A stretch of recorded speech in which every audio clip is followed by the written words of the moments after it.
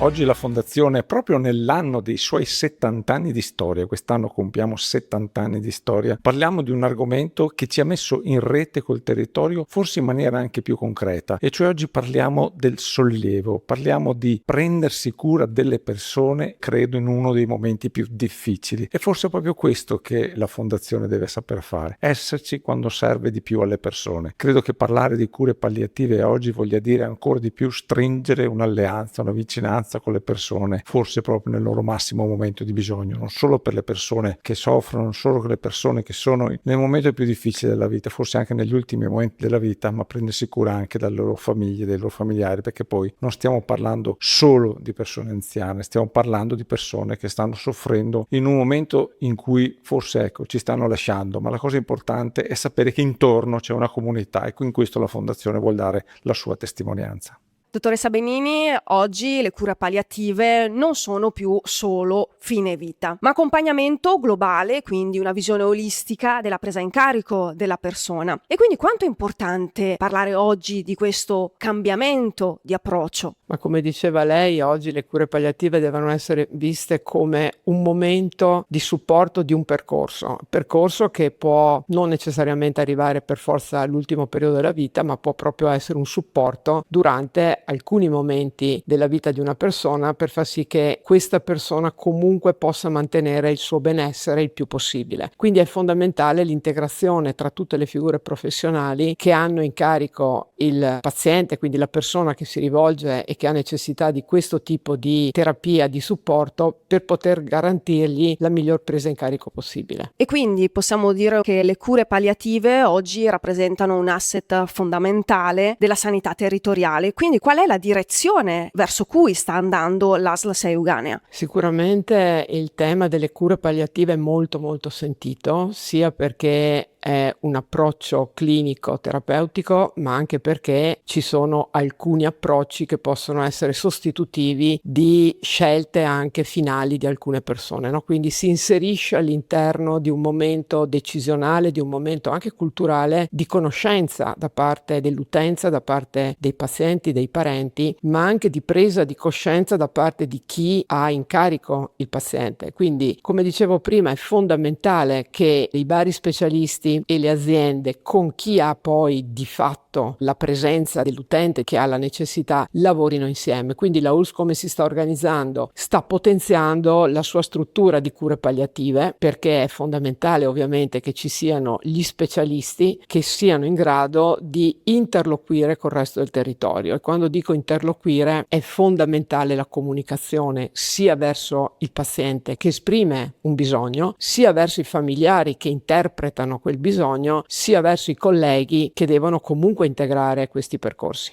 E quindi una piccola riflessione, un messaggio dalla giornata di oggi. Con le cure palliative secondo me devono essere proprio viste non come un dono, ma il dono lo deve fare chi si occupa di cure palliative, che deve donare a tutti quelli che si rivolgono a questo tipo di attività, devono donare la competenza, ma devono donare soprattutto l'umanità, perché quando si arriva a dover aver bisogno di cure palliative in qualunque momento del proprio percorso clinico, vuol dire che la persona ha tutta una serie di necessità che vanno da quelle psicologiche a quelle proprio cliniche pure, terapeutiche, e quindi è una presa in carico globale. E credo che oggi il messaggio che dobbiamo dare è questo: dobbiamo avere il paziente, il soggetto, la famiglia, perché non esiste un paziente senza una famiglia attorno, che noi dobbiamo prendersi in carico, ognuno con la sua competenza, ma soprattutto con la sua umanità, e integrarsi con le strutture come stiamo facendo oggi, dove l'expertise, dove anche l'approccio è un approccio umano. Ecco, questo è il vero valore aggiunto, andando verso alla One Care, che quindi penso che sia la cosa più importante. La Fondazione Opera Immacolata Concezione, assieme all'azienda ULSS 6 Euganea, anche quest'anno ha organizzato per il terzo anno consecutivo la Giornata del Sollievo. Il 31 maggio si terrà la 25esima Giornata Nazionale del Sollievo, giornata che è stata istituita dal 2001 con una direttiva emanata dalla Presidenza del Consiglio dei Ministri, dalla Conferenza Stato, Regioni e Province Autonome e dalla Fondazione Gigi Ghirotto, prodotti per promuovere e testimoniare attraverso un'idonea informazione, attraverso eventi, iniziative di solidarietà e di sensibilizzazione, la cultura del sollievo non solo nei confronti del dolore fisico, ma anche spirituale, relazionale e psicologico. Sollevare qualcuno è un dovere etico, lasciarsi sollevare è un diritto. Infatti questo era il tema dell'anno scorso, il diritto al sollievo è un dovere, mentre il tema di quest'anno è io mi prendo cura. Quindi la giornata del sollievo ha una connotazione positiva, propositiva, non è contro il dolore o contro la sofferenza, ma a favore del sollievo. Curare non significa sempre poter guarire, ma significa sempre poter prendersi cura. Quindi questa giornata vuole essere un impegno collettivo e la bellezza dell'incontro di oggi sta proprio nella sua pluralità. Abbiamo intorno allo stesso tavolo le istituzioni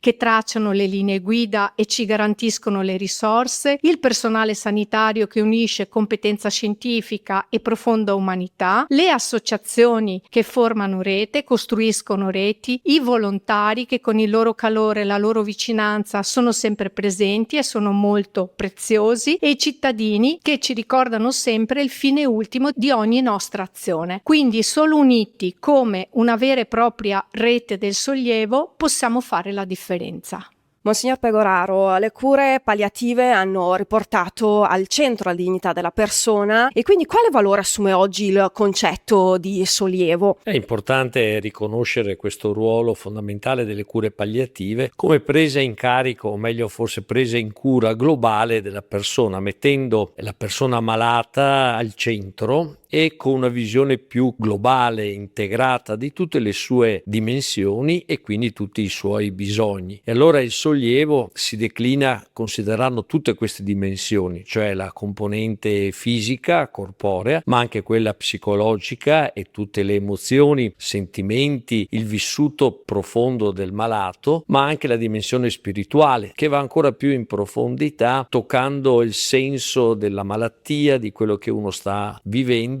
e quello purtroppo in certe situazioni evolve verso la fine della vita, e la dimensione relazionale, il grosso problema della solitudine, di non essere capito, compreso, accompagnato. Le cure palliative danno una risposta a tutto questo, contribuendo, favorendo, realizzando, potremmo dire, un sollievo che affronti tutti gli aspetti della vita della persona. E oggi più che mai, in una società che tende a rimuovere proprio drasticamente il tema della fragilità, della morte, dove c'è proprio una gold rush anche nei confronti di questa intelligenza artificiale, quale contributo quindi possono dare le cure palliative sul piano umano ed etico, visto che oggi si è tenuta anche una tavola rotonda su questo importante tema, con anche il coinvolgimento delle associazioni di volontariato impegnate su questo frangente?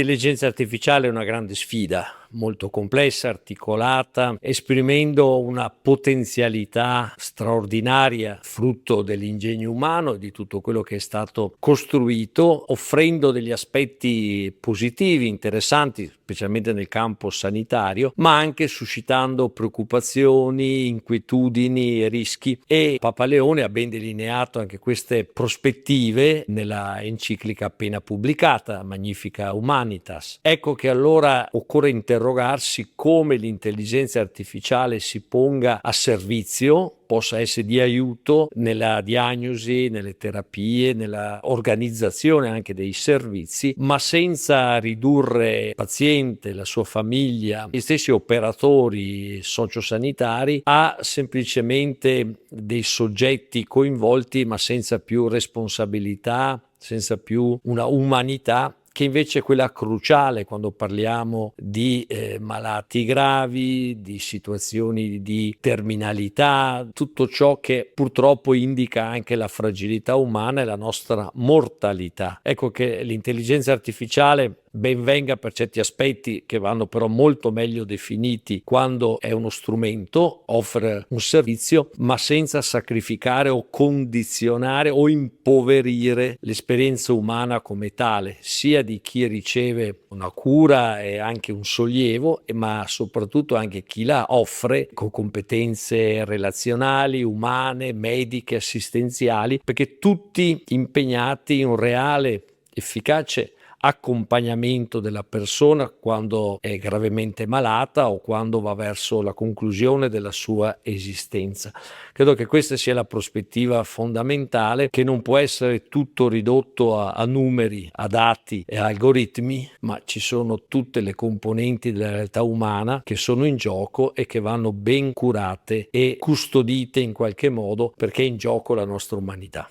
Don Renzo, quindi possiamo dare anche un messaggio per questa giornata? Certo, ed è importante avere una giornata così, che dovrebbe da un lato aiutare a recuperare questa dimensione del sollievo e quindi di fare tutto il possibile per prendersi cura delle persone quando sono malate o in situazioni di terminalità della loro vita. Quello che è importante comunque è rimettere al centro la persona. Noi abbiamo servizi, abbiamo strutture, abbiamo conoscenze mediche e infermieristiche e tecnologiche sempre più sviluppate, abbiamo strutture, abbiamo tante cose, ma occorre ricordare che tutto dovrebbe gravitare attorno alla persona malata e alla sua famiglia. Quindi il messaggio centrale è quello di riportare al centro quasi una nuova rivoluzione copernicana che fa sì che tutto permetta di dare una risposta reale, competente, ma anche organizzata in un certo modo, quindi che coinvolga diverse competenze, diverse realtà, perché un malato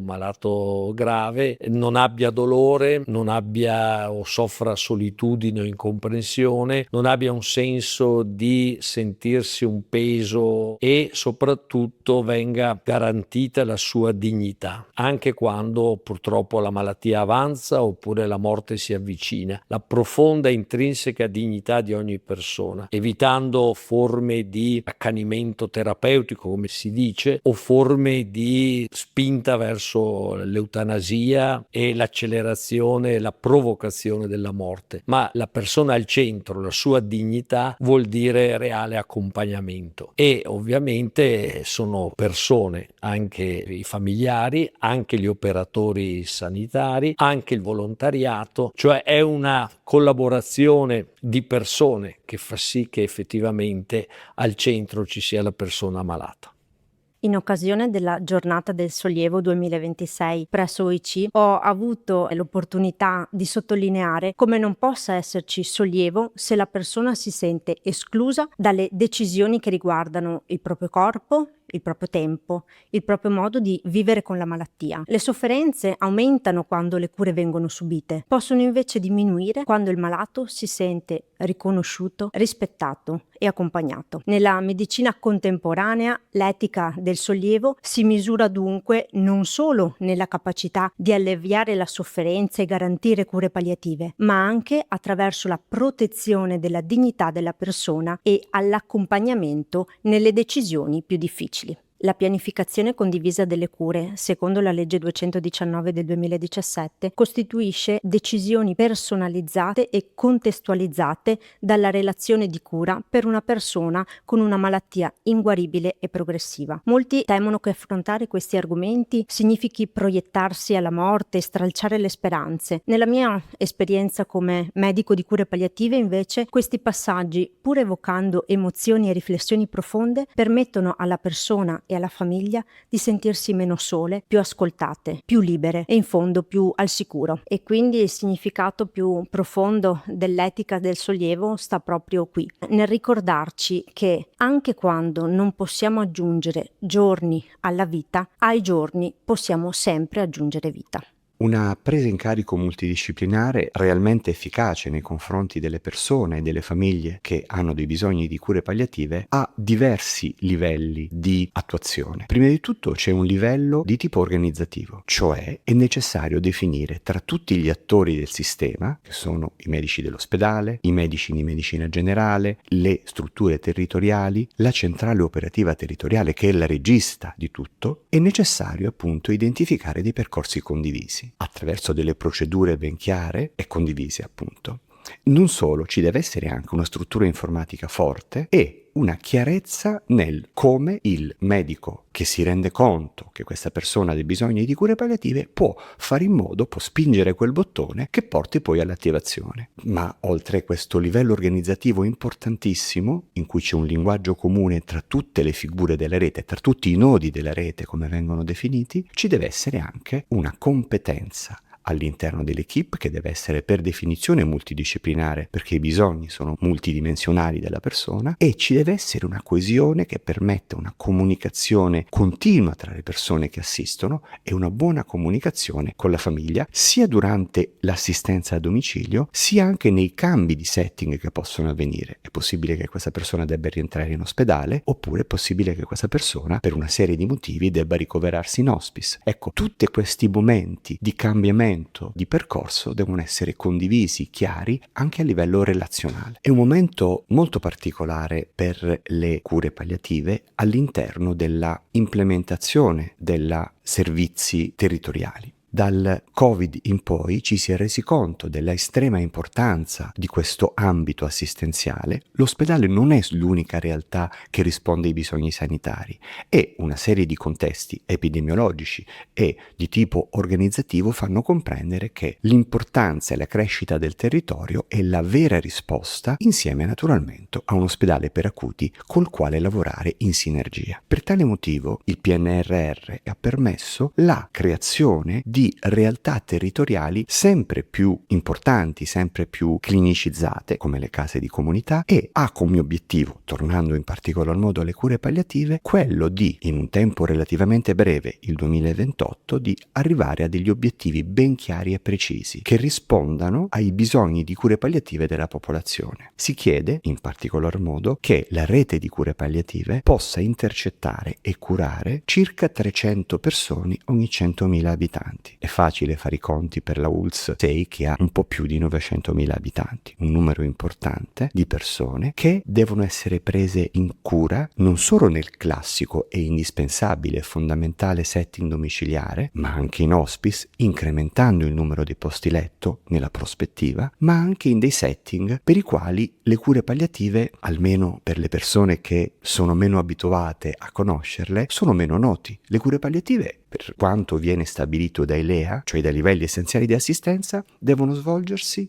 appunto non solo nel domicilio o nell'hospice, ma anche negli ambulatori, anche negli ospedali attraverso le consulenze e in maniera estremamente rilevante nelle residenze sanitarie, cioè nelle case di riposo, per dirlo in termini più colloquiali, in quanto il fabbisogno di cure palliative nelle case di riposo è estremamente elevato. Quindi abbiamo un traguardo a breve da dover raggiungere, c'è molta attenzione e quindi c'è una progettualità in fermento a livello di ogni azienda della Regione Veneto con il coordinamento e la supervisione della Regione. Senatore De Poli, oggi durante la giornata nazionale del sollievo nel suo intervento si è parlato del DDL 1787, uno strumento di dignità essenziale, soprattutto quando si parla di sollievo. Ma sicuramente sì, oggi parlare del nostro DDL il 1787 significa prendere in cura le persone che hanno questo percorso di vita, non solo nella fase terminale, ma bensì all'inizio del percorso di cui uno ha bisogno. Non lasciamo indietro nessuno, non lasciamo nessuno da solo e credo che questo sia l'aspetto fondamentale, culturale, valoriale di questo DDL. Chiaramente si entra nel merito dove si inseriscono le cure palliative in maniera strategica e organica all'interno delle RSA, con anche tutto un percorso di formazione agli operatori sociosanitari e a tutti gli operatori chiaramente che devono prendersi cura di queste persone, e altrettanto una serie di snellimento normativo e ancora di più un'attenzione verso quella che è l'assistenza domiciliare domiciliare integrata, quelle che sono i caregiver, quelle che sono le cure direttamente alle persone, quindi la presa in carico delle persone in tutti i suoi aspetti e non solo nel momento finale del bisogno, quindi l'accompagnamento. E credo che questo significhi dignità, significhi avere attenzione di quelle che sono le persone, ognuno di noi. Ecco, è un modo diverso di vedere il sistema sociale, sociosanitario e sanitario, ma è un modo perché le persone non si sentano solo e non vengono abbandonate. La vera sfida oggi è la rivoluzione della cura, rimettere al centro della persona, ridare dignità a ognuno di noi, e questo significa veramente ridare la vita, e che la vita è l'aspetto più importante che tutti noi abbiamo.